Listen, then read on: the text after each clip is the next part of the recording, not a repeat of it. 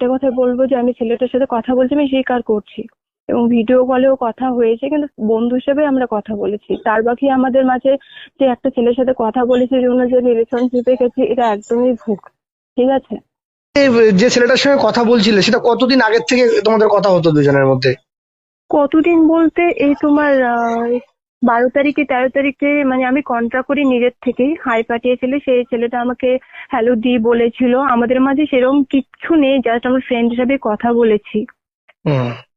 তো 3 দিন কি 2 দিন নাগাদ আমাদের কথা হয়, তারপরে ওর গার্লফ্রেন্ড এই ব্যাপারটা নিয়ে সন্দেহ করে। এটা সন্দেহ করারই কথা, যে এইভাবে কথা বললে, এটা আমারও যদি বয়ফ্রেন্ড এভাবে কারোর সাথে কথা বলে, সেটা আমারও খারাপ লাগবে এবং আমিও রেগে নিবো।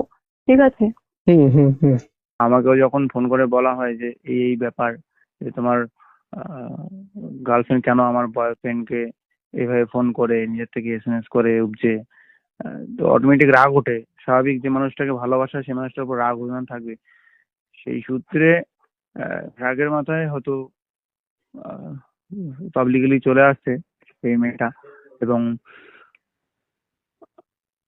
ওই এই সম্পর্ক বা এই ব্যাপারটার জন্য আমাদের মধ্যে বিচ্ছেদ কোনোভাবেই নয়। এটার 0.1% কোনো এফেক্ট নেই আমাদের সম্পর্কের বিচ্ছেদের বিষয়ে। আমাদের পারিবারিক এবং ফ্যামিলিগত কিছু সমস্যা চলছে, একটা রিলেশনের সমস্যা, তো তাই আমরা একটু সেপারেট থাকার চেষ্টা করছি, একটু দূরে থাকার চেষ্টা করছি।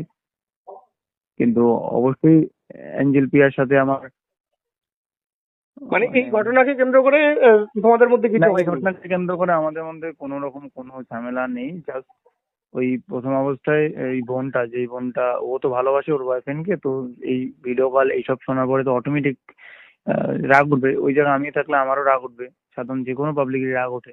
তো সেই সূত্রে মানে, ওর ভাই বলেছে নাকি যে এরা, যাই হোক, সেগুলো নিয়ে আমি বলতে চাই না, পার্সোনাল ব্যাপার। তবে একটা ব্যাপার কি যে মানে